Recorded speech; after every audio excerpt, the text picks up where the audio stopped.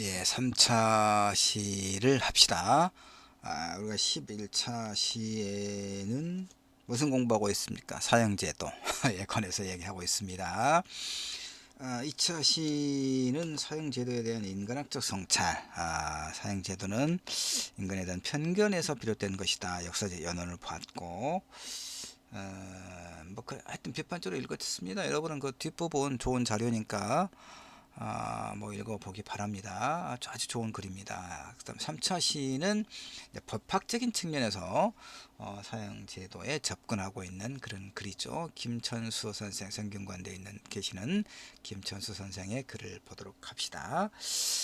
이제 이렇게 말하면 좀 뭐 불편할 수 있겠는데, 내가 봐서는 2차 시에 봤던 글에 비하면, 이 3차 시에 지금 보고 있는 이 글이 훨씬 더 균형 감각 내지는 어떤 논리적으로 좀 잘 만들어진 글이다 이런 생각이 들더라고요. 이철시 선생님한테 그 글을 갖다 빌렸었는데 죄송합니다. 예.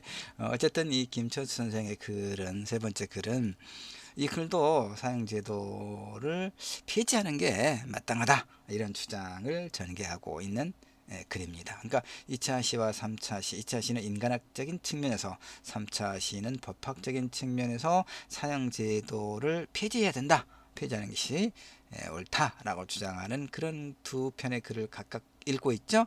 근데 1차 시에서도 이야기했고, 나는 이제 비판적 독해를 하면서 나는 사형제도가 필요한데 라고 지금 생각하고 주장하는 사람이죠. 그래서 이제 내 주장은 이렇게 있기 때문에 그 2차 시, 3차 시는 사형제도를 폐지하는 게 좋겠다라고 주장하는 선생님들의 글을 비판적으로 읽고 있는 겁니다. 충분히 긍정하고 받아들일 부분과 또 그렇지 않다고 생각되는 부분을 우리 비판적으로 읽고 있는 거죠. 여러분도 계속 강조했습니다만, 여러분은 또 어떤 그 관점에 있는지 모르겠어요. 사형제도를 유지하는 게 좋은지 폐지하는 게 좋은지, 인터넷 들어가면 각각의 주장의 근거들이 굉장히 많습니다. 우리 사회 오랜 그 묵은 논쟁 중에 하나이기 때문에. 근데 사형제도와 관련해서 논쟁적 에세이를 써보시오라고 과제를 주면 학생들이 인터넷 들어가서 바로 이제 그 누구나 쉽게 볼 수 있는 이런 내용의 글들을 씁니다. 그러면 즉 공부를 하지 않고 게으르게 리포트를 쓴다 이 말이에요. 내가 글쓰기와 관련해서 여러 번 강조하고 있는 게 뭐냐면, 글은 좋은 글은 머릿속에서 나오는 게 아니다. 글쓰기는 노동이다. 그 즉 뭡니까? 컴퓨터 앞에 앉아서 많은 글과 책들을 읽고, 그래서 충분하게 그 문제에 관련돼서 알고 그 다음에 정리한 다음에 그걸 간추려서 자신의 그 생각을 이렇게 논의해 가는 것이 마땅하다 이런 얘기입니다. 그러니까 지금 2차 시와 3차 시에 내가 여러분과 함께 비판적으로 읽고 있는 이런 글들을 읽어봐야 돼요. 깊이 있고 제대로 된 글들을 읽어서 그래야 이런 글들을 참고해서 여러분이 논의를 전개할 때 공부를 열심히 했구나 라고 하는 느낌도, 그리고 또 글 자체가 깊이가 있지 않겠습니까? 인터넷에 떠돌아다니는 그냥 그런 보통의 글들 이렇게 긁어와서 내가 글을 쓰는 것보다는, 알겠죠? 공부해야 됩니다. 내가 얼마 전에 광주 뭐 녹색 소비자 연대인가 하여튼 그런 데서 초중등 학생들을 대상으로 지구의 날이 언젠가 지구의 날을 기념하는 그런 이제 시 공모전을 했더라고요. 근데 가서 심사를 봤는데 한 70 몇 편의 시였어요. 초등학교 4학년 이상 고학년하고 중학생들 대상으로 그 학생들이 이제 보내온 응모한 시들을 심사를 하면서 보니까 뭐 거의 그야말로 천편일률적인 사고예요. 아이들마저도. 그러니까 지구에게 미안하고, 우리가 쓰레기를 함부로 버리고, 뭐 그래서 지구가 병들고 지구 아프고 그래서 미안하고, 그래서 이제 어떻게 할 거냐, 그래서 아나바다 뭐 아끼고 뭐 나누고 이런 그러니까 환경보호단체에서 환경보호를 위해서 어떻게 할 것인가, 어떻게 하면 좋겠는가를 오랫동안 그 캠페인했던 그 내용을 우리 학생들이 머릿속에 잔뜩 집어넣어서 뭐 지구 환경 보호 그러면 쓰레기라든가 매연 때문에 일어나는 것이고, 그 그래서 이제 아껴 쓰고 뭐 나눠 쓰고 아나바다 운동을 통해서 뭐 이제 뭐 이렇게 그러니까 천편일률적인 일률적인 근데 그 원인과 대안이 그런 건 아니죠. 물론 이제 아이들이 무슨 그 어떤 그 소위 뭐 그러니까 아이들 수준에서 충분히 이해하고 그런 이야기입니다. 그러나 이제 천편일률적이라고 하는 것은 결국 뭡니까? 너무 쉽게 시를 쓰고 문학을 대했던 얘기가 되겠죠. 문학이라 시라고 하는 것은 1 플러스 1은 2 이게 아니죠. 그 이상을 넘어가는 건가 상상력도 없고 비유와 상징과 같은 수사법도 사용하지 않고 그냥 아나바다로 쓰고 뭐 미안해 쓰고 그런 것은 시가 아니죠. 그런 것처럼 우리도 어떤 논제를 가지고 여러분이 논쟁적 에세이를 쓰는 데 있어서 그 자신이 택한 논제와 관련해서 얼마나 공부를 열심히 했는가 이거 글을 보면 알아요 여러분 압니다. 아니까 공부를 좀 해서 글을 쓰기를 바라는 것입니다. 우리가 이 한 학기 동안 나와 함께 글쓰기와 관련된 공부를 하면서 글쓰기 스킬이라고 하는 것은 여러분 단순합니다. 단순해요. 많이 알지 않으면 좋은 걸 쓸 수가 없어요. 첫 문장을 어떻게 쓸 것인가를 왜 고민합니까? 그 문제에 대해서 내가 충분하게 알고 있지 못하기 때문에 그런 거예요. 공부를 하면 그걸 잘 쓸 수 있습니다, 여러분. 잘 쓸 수 있어요. 그러니까 사용제도 그러면 이렇게 사용제도에 관련된 좀 제대로 된 글들을 읽고 그 다음에 내가 지금 우리가 11주차죠. 12주차에는 여러분이 이제 그 냈던 성찰적 에세이를 그 전체적으로 피드백을 좀 해주려고 합니다. 12주차에는 13주차에는 그 낙태 합법화의 문제 이걸 가지고 오늘처럼 오늘은 이 11주는 사형제도 이야기하고 있잖아요. 13주차는 낙태 합법화의 문제 이건 우리와 또 상당히 밀접한 관련을 맺고 있는 문제이기 때문에 13주차는 그 문제 가지고 좋은 자료 가지고 공부를 좀 하려고 합니다. 14주차에는 생명정치의 문제 좀 어려울 수 있는데 뭐 어렵지 않습니다. 뭐 한글로 되어 있는데 뭐가 어렵겠습니까? 읽어가면 되는 것이지. 몸에 대한 생의학적 개입과 생명정치의 문제 하여튼 요 문제 가지고 14주 공부를 하고요. 15주는 사랑에 대한 철학적 성찰 사랑 중요하잖아요. 그러니까 우리가 지금 사형제도 낙태 합법화의 문제 생명정치의 문제 사랑 사랑이란 무엇이고 사랑을 어떻게 할 것인가 이런 문제들을 가지고 공부를 할 겁니다. 그러니까 하나의 예시를 내가 보여주는 거예요 여러분에게. 그래서 어떻게 공부를 하고 어떻게 글을 쓰고 할 것인가 어떻게 글을 비판적으로 읽고 또 이렇게 내가 잘 활용해서 좋은 글을 써 나갈 것인가 이런 공부를 하고 한 학기를 마치려고 합니다. 자 그래서 시간이 좀 가버렸네. 예, 3차시 밑줄 그어는 거 많이 있으니까 밑줄 그어는 거 위주로 읽으면 여러분 충분히 이해합니다.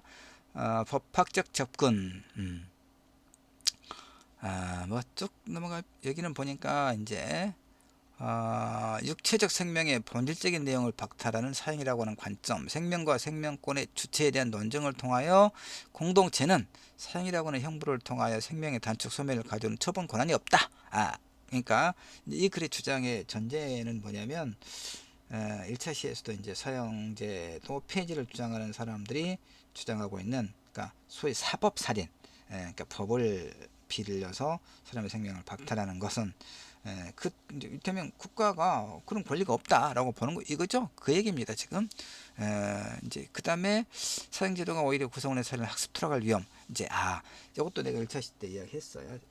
언급했었죠. 사형제도가 있음으로 인해서 그와 같은 범죄율을 좀 낮추거나 예방의 효과를 가져오는 것이 아니라 오히려 사형제도가 있음으로써 예를 들어서 이제 아주 쉽게 예를 든다면은 이제 이거 적절하지 못하다고 판단될 수도 있는데 그런 부분은 여러분이 좀 널리 양해를 하고요. 어쨌든 실제로 있는 범죄가 워낙 그렇기 때문에 그러니까 어떤 아주 나쁜 못된 자가 이제 누군가의 집에 혼자 사는 여성이라든가 뭐 하여튼 그런 집에 들어가서 성폭행을 시도했다라고 봅시다. 그런 사건이 워낙 많으니까 그래서 성폭행을 했는데 성폭행도 하고 뭐 이제 금품도 좀 이렇게 뺏어오고 그게 강도죠.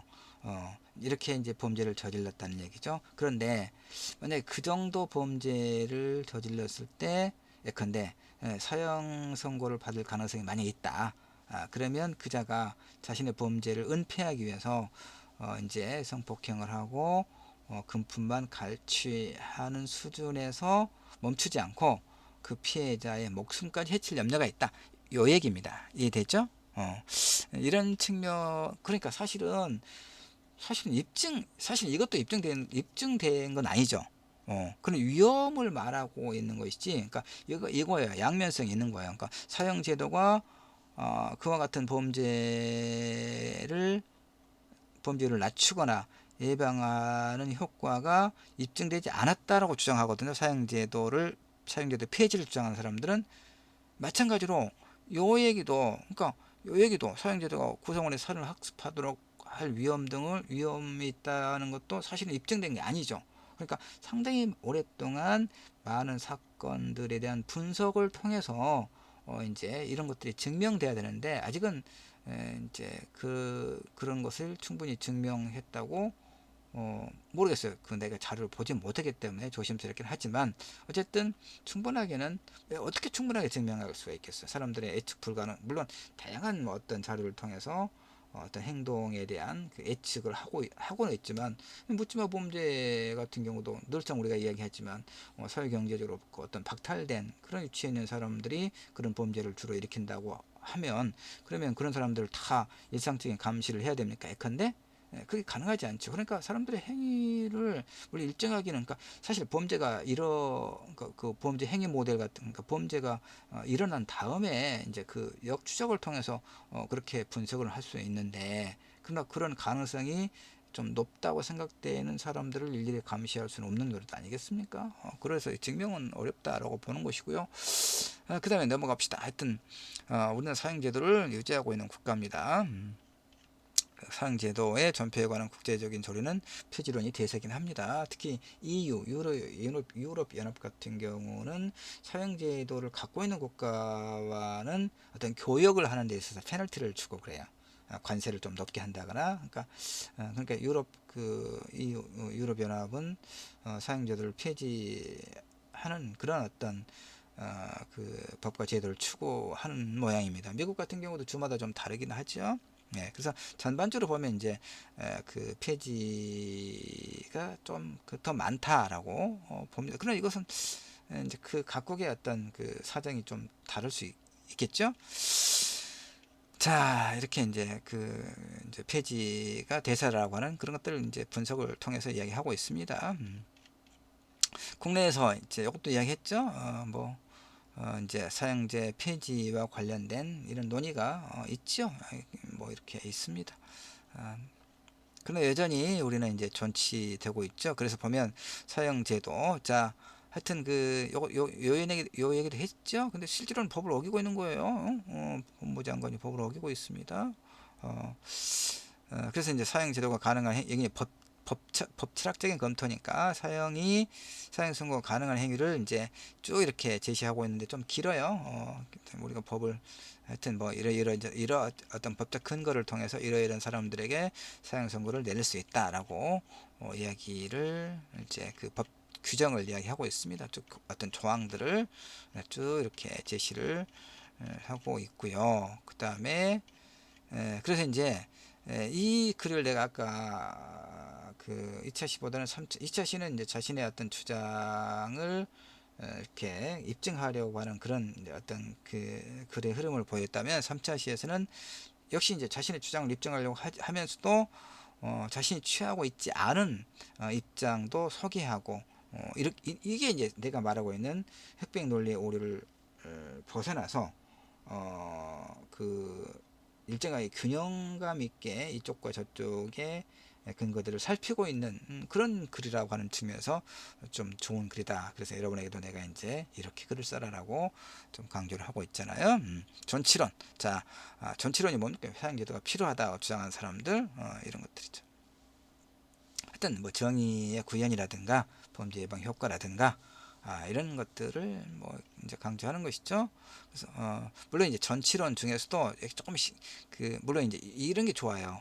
그러니까 전치로니까 사형제도가 필요하다라고 주장하는 쪽에서도 인간 생명 옹호의 당위성을 부정하지는 않는다는 얘기죠. 그렇죠?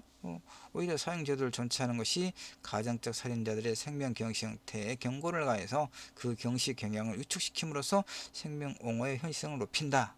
좀 어려운 말 같지만 그렇게 어려운 말은 아니죠. 그러니까 사형제도가 있음으로써 오히려 그 어떤 생명의 존엄성을 그 어떤 범죄 가해자들에게도 생명의 존엄성이라고 하는 것을 학습, 간접적으로라도 학습함으로써 그 머뭇거리게 할 수 있는 그런 효과가 있다. 이렇게 지금 이야기하는 거예요. 쉽게 설명을 하면. 내가 그렇게 이해하고 있는데 아마 여러분도 내 그 해석이 아마 맞죠?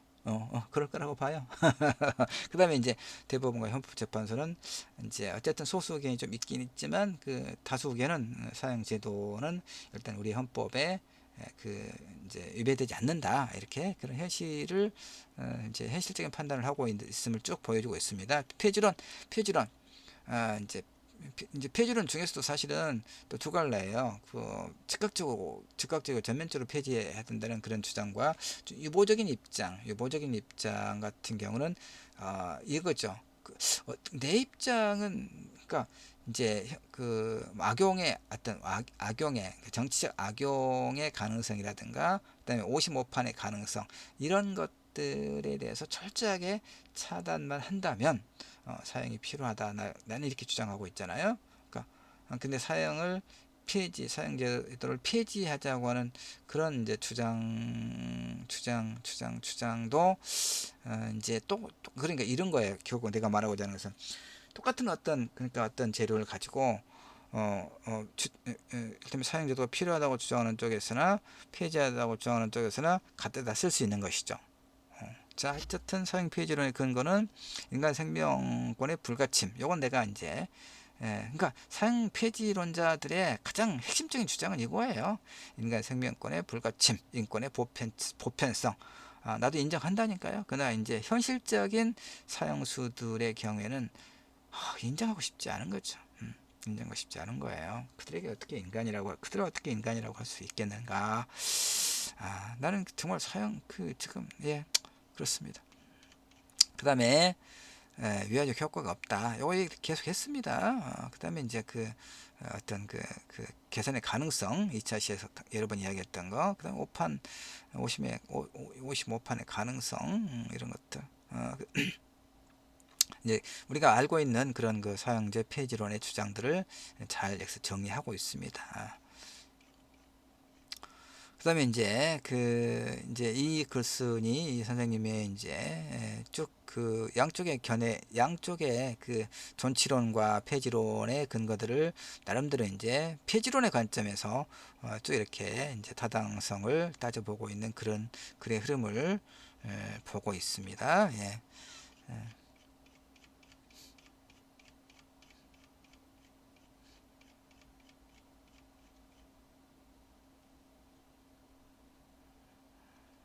여기만 좀 볼까요? 다른 거 이제 사형제도의 살인학습 효과와 살인에 대한 일반 예방책의 모습. 그러니까 국가의 인간에 대한 사형의 집행으로부터 개인은 인간 살해를 학습하는 것은 아닌가. 그러니까 국가가 이제 법의 집행이라고 하는 그런 어떤 수단을 통해서 어떤 생명을 박탈하잖아요. 결국은 현대 국가에서도 사형제도를 통해서 국가의 공권력을 통해서 이제 어쨌든 그 사형수의 생명을 박탈한다.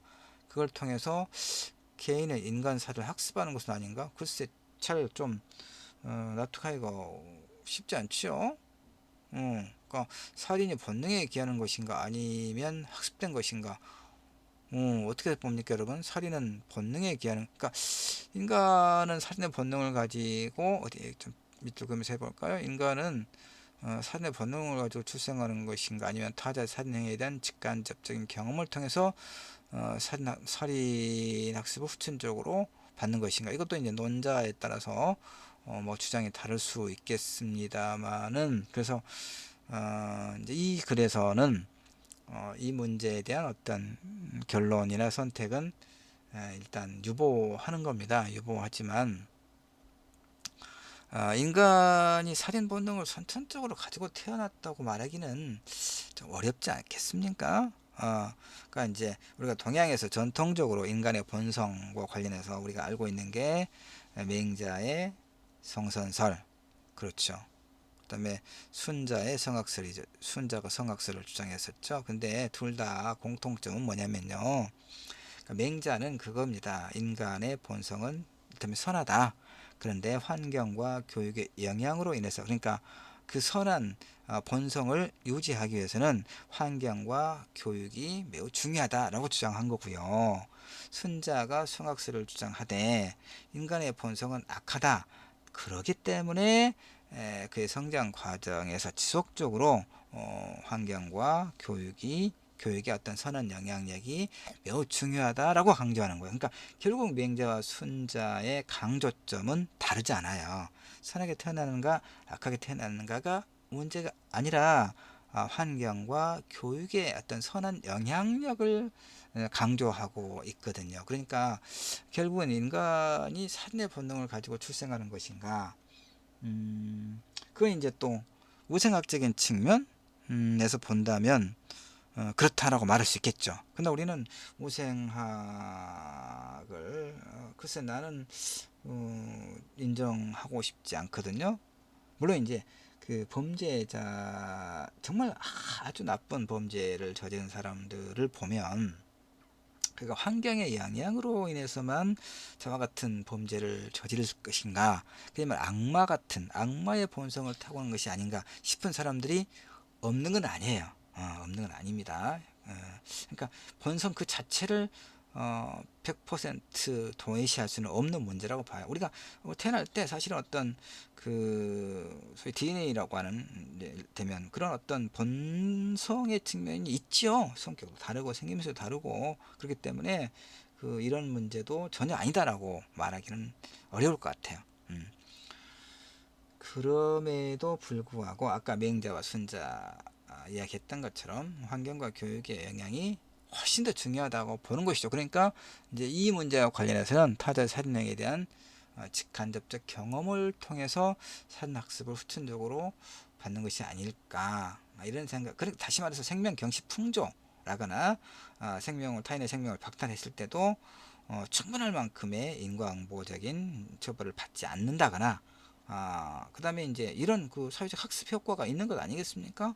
예컨대 뭐 디지털 성범죄자들의 경우에 그동안에 저질렀던 그런 범죄들이 소위 말하면 먹히고, 그 다음에 범죄가 발각됐을 경우에도 처벌을 받지 않거나 처벌이 굉장히 미약했던 그런 어떤 경험을 학습하는 바탕에서 더 나쁜 그런 어떤 그 디지털 성범죄를 저질렀던 것이, 그 다음에 그게 돈이 되고 그랬던 것이 아닙니까? 그러니까 살인의 문제만 하더라도 인간의 본성 얼마간 플러스, 그 다음에 사회적인 어떤 학습 효과, 이렇게, 그 다음에 또 이제 그 사회적 학습 효과의 내부에는 그 너무나 불평등한 어떤 사회 구조의 문제가 여전히 매우 중요한 요인으로 있다. 개인의 본성의 문제도 있지만 나는 이렇게 지금 이야기하고자 합니다. 하여튼 그래서 이제 일반 예방책은 도대체 뭐냐?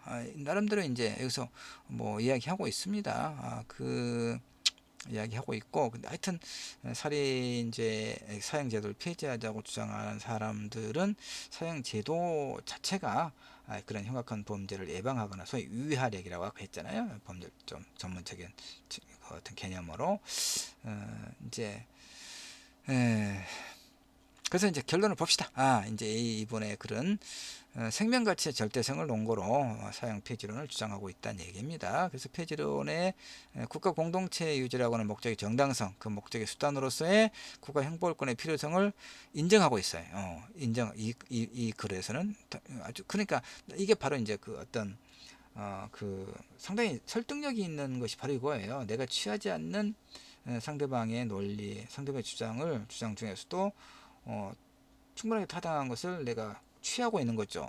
그렇잖아요. 근데 형벌에는 응보와 교육 양자의 관점이 병존하는 것이라는 전제에서 양자 둘 다 인과응보라고 하는 처벌, 그 다음에 어떤 그 개선의 가능성 둘 다를 포기하지 않는다는 얘기죠. 그러니까 상당히 어려운 문제긴 합니다. 하여튼 이런 문제들을 두루 다루면서 이 글에서는 사형제도의 폐지가 마땅하다라고 주장하고 있는 거야. 그래서 사형제도의 전치로는 인명을 경시하는 야만적인 논리고, 이에 비하여 폐지로는 인명을 중시하는 개화된 자들의 논리라는 사고는 경계되어야 할 것이다. 이거예요. 나는 요 얘기를 별표가 안 그어지네. 바로 이런 것들. 이게 바로 균형 감각이라고 그래요. 균형 감각. 여러분 이런 글을 써야 돼. 알겠죠? 이거. 내가 그 1차 시에 이야기했잖아요.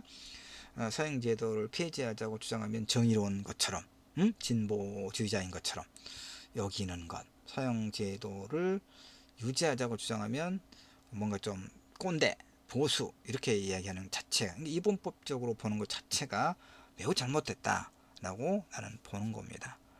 그래서 여기 폐지론을 취한 이 글쓴이의 필자로서도 인간의 육체적 생명에 대한 처분권이 설사 인간 공동체의 명의라고 해도 같은 인간에게 있을 수 있는가라는 근본적인 문제에 대한 회의를 벌이지 못하고 있다. 그러니까 소위 국가 형벌권, 국가가 그 이제 국민의 유의미에 따른 어떤 법을 통해서 소위 정의 심판자로서 사적 보복을 금지하고 있으니까 근대 법이. 그래서 국가가 형벌권을 통해서 사형수의 생명을 박탈하는 것 자체가, 다시 말해서 인간의 육체적 생명에 대한 처분권이 그 명분이 이제 사회 질서 유지죠. 정의 실현이라고 하는 건. 그러니까 인간 공동체의 명의라 하여도 같은 인간에게 있을 수 있는가 하는, 그러니까 생명의 박탈에 대한 근본적인 회의를 가지고 있는 거죠. 나도 그렇게 그 점을 쉬운 문제가 아니라고 이야기했잖아요. 자, 이렇게 좀 균형 있는 그런 관점에서 논의를 전개하고 있습니다. 자, 여기까지 해서 11주차 수업 모두 마치도록 하겠습니다. 여러분 수고하셨습니다.